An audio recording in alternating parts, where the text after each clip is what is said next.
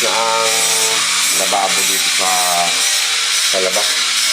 Ito yung hugasan na dito parang dito sa labas. Dito sa pinakahulog na ito. Maliit. Kaya napakabit na. Ito yung kahapon. Tapos ang floor natin tapos na. Kaya lang nabasa, wala pa.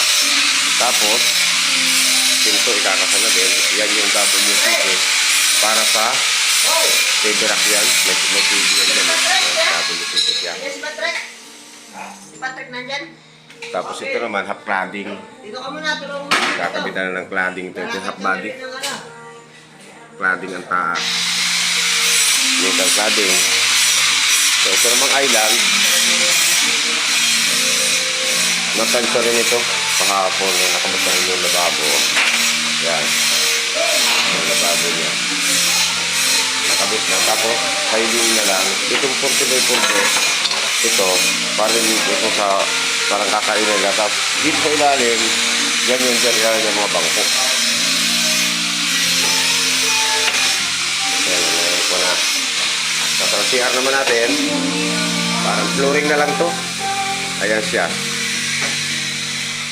Ceiling. PVC panel din. And then, dito yung bowl, dito yung lavatory. Tapos, yun na lang ang kulang dito kung sila lang. Tapos flooring lang ito mamaya. So, yan ang ceiling niya. Medyo mababa kasi ang kasar ito, kaya renovation lang naman tayo. Kaya, yan, ginawa lang ang paraan. Kaya naka-skip na siya dyan. Yan yung kanyang supporter.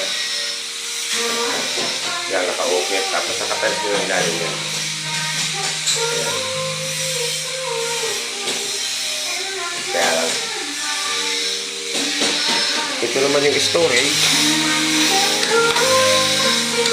Ayan. Hindi pa tapos ito. Kasi yung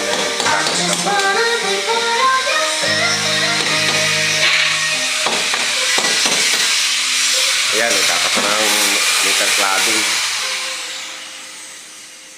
Diyan ang magkakasama ng metal cladding tayo dyan. Ito, pahalang ito. Pahalang ang lagay nito guys. Ayan, oakwood. Metal cladding. Thank you guys for watching. I love you all.